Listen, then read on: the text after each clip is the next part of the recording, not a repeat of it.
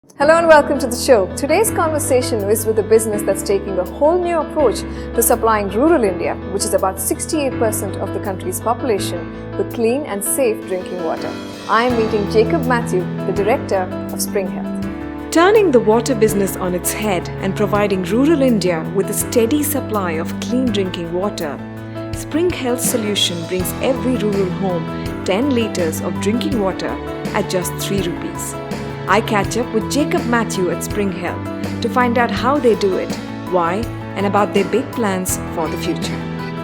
Thanks to location partner Infinity. Jacob, what is the percentage of Indians who don't have access to clean drinking water? And what are the consequences of that? If we were to look at it from a global context, 1.5 billion people in the world don't have access to safe drinking water. And we can safely assume that 40% of those people live in India, which brings us to a figure of something like 500 to 600 million people in India who Which is half of India. Yes.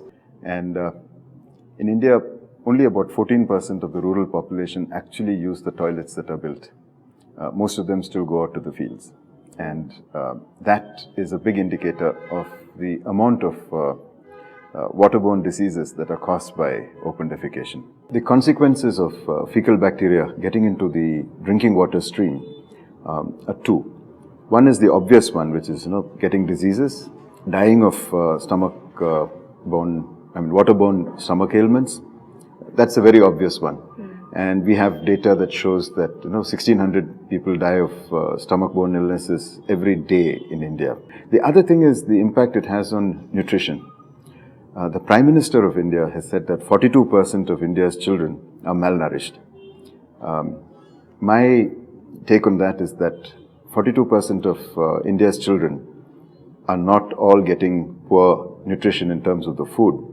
They are getting, a good number of them are getting good nutrition, but it's not being absorbed and building up their bodies. And that's got a connection with the water they drink? Yes. There is research now that says that the bacteria colonies that live in our body influence how much of nutrition we absorb.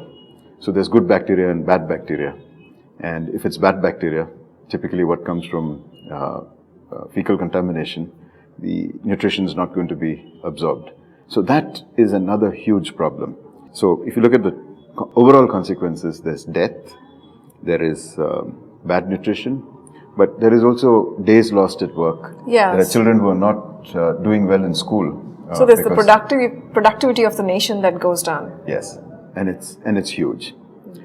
I know that at Spring Health you're working in Eastern India and you're trying to reach a large section of population in terms of not only educating them about their water supply but also providing them with clean drinking water. So tell me about how you do this. We knew that there is an issue of safe drinking water, and we looked around to see what the solutions are. Okay. So, most water companies in India working in rural and semi-urban India employ reverse osmosis as the preferred method. It's great. The water quality is fantastic. But it also creates a lot of effluent. So if you use a Kent or any of those reverse osmosis machines, you would have noticed how much of water goes off as waste. There's a lot of water wasted, yes. Only 40% of the water that goes into your filter is recovered. Now, when you put it into a rural context and multiply it by tens of thousands of times, that's a hell of a lot of water that's being wasted. Yeah, plus if you have a water supply problem, that just compounds the problem. Yes. So we cast about for solutions and we came across chlorination. Now, chlorination has been around for the last 100 plus years. And chlorination is actually the reason why our cities have grown and people have not died like flies in epidemics. Because water quality could be treated with a very cheap method. So we've got ourselves a little device called an electrochlorinator. We locate that in a small market town. The raw material that we need is just a little bit of salt, water, and a bit of electricity. The electricity is very negligible, the quantity that we need. So we are able to do it with a car battery and an inverter. In places where there is no grid, we can use solar. So that's the sort of heart of our system, the electrochlorinator. So it's a very frugal mechanism. Yes. If you compare this with something like RO, to set up a village level plant, it costs anywhere from 2.5 lakhs to 8 lakh rupees. We treat water in 100 villages with an investment of something like 25,000 rupees.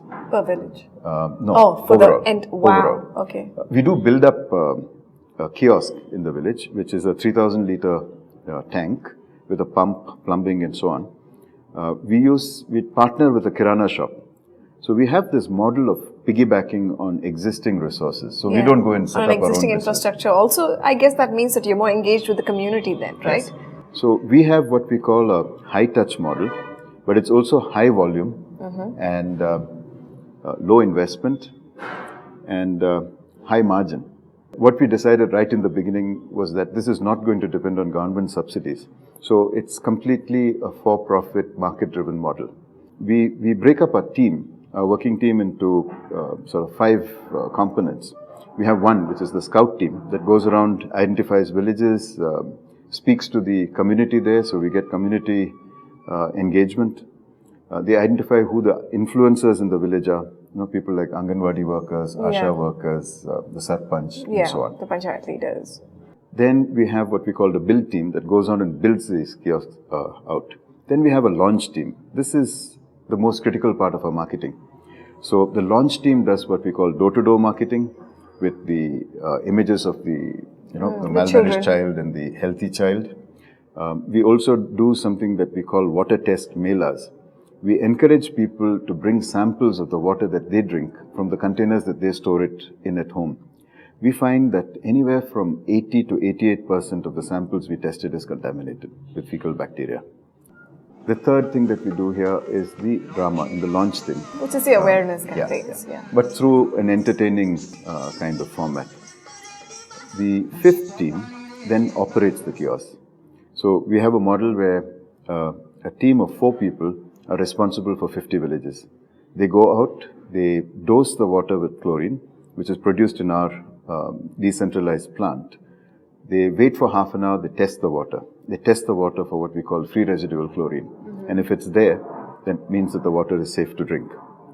While they wait for the water to be treated, for the chemical to take an effect, they go around and make marketing calls. They also necessarily go to 4 homes randomly, pick up samples of the stored water and test it for free residual chlorine. And if it's not there, then we again test it for bacterial contamination. If there is bacterial contamination, it means that there's something wrong with the way people have stored it. And then we counsel them on how to store it. Okay, so your job doesn't just stop with ensuring that they get a good supply, but that they're actually consuming clean water. Yes. Yeah. Currently, our target for year 1 of getting into a village is covering 33% of the village. But in 2 years from then, we want to take it up to 80% coverage in the village. Okay. We also track customers in terms of whether they are what we call platinum customers. They buy water from us 21 or more times a month, whether they are gold, silver or bronze. Okay. And then we track the migration from one level to another. Okay. We also track dropouts. And then we go to those households to find out why they've dropped out. And sometimes it's counseling, but most times it's just attitude, which says that, our forefathers have been drinking this water, so why shouldn't we? Or, there are fish in the water, or there's a turtle in the water. Okay. If the fish are okay, we are okay. Sometimes it's very funny. We went to a household where the father said, well, there's a turtle in the water, so the water is safe. We asked the son who had been to college. He said, look, is your water safe? He said, there's a turtle in the water. The turtle's crapping in the water. I'm drinking turtle crap. Of course it's not safe. But that's coming from the same household. It sort of explains, why... Yeah, the attitudinal differences. Yes. So some of this will take a fairly long time to change. And we are bringing in principles of behavior change design to play here. We also encourage people, like children, to take our water to school in water bottles. So now we're making available water bottles for our customers to buy from us.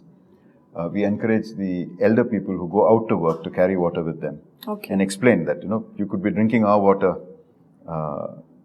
a lot, but if you drink water from outside, you're still susceptible. Yeah. So a lot of... fantastic. It's pretty holistic in how you're approaching this, not just from a business point of view, but also from, bringing about a social change, both from the point of view of attitudes and behavior.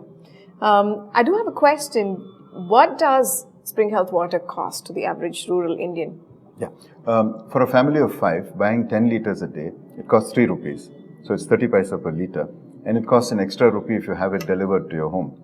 That extra rupee helps to employ 2 people in every village who become delivery men. So what would you say is your goal then in terms of reach? Because you have a sustainable business model, you have quite a holistic one. What's the big, hairy, audacious goal?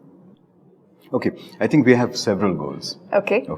At a very base and functional level, it's really about making safe drinking water accessible to large numbers of people at a fraction of the cost it would otherwise take. That would have an impact on reducing deaths from illness. It would reduce the amount of money spent on treating illnesses. We find that it's an average of 1,500 rupees to 2,500 rupees per family per year. Sometimes, when things go a little out of hand, it can be up to 10,000 or 20,000 rupees in a year. And that's enough to ruin a bottom of the pyramid family financially. So that's one part of what we want to do. The other is, we have this goal of creating what we call the social multinational. Most social companies are sort of niche operators. They don't get very big. We think there is room for the General Motors or the General Mills or one of those big companies in this space. What it also does is that it will attract mainstream capital to this area. I mean, if you have a business model that works and it's profitable in conventional terms, returns money to investors in sufficiently. And of course, you've got a large volume of business there as well. Yes. It can open up investment into this area. Currently, if you look at the social venture capital available, it's a few $1 billion. And if you look at the money that is available for mainstream venture capital, mainstream venture capital, it's a few $1 trillion, and it's a few orders of magnitude. So we want to see you want to access that. Yes, by creating businesses that can really scale and replicate. The third goal that we have is that we are in the consumption business right now. Our customers are consumers of our water. We want to move it to the next level where we also have our consumers become producers and they earn money as well.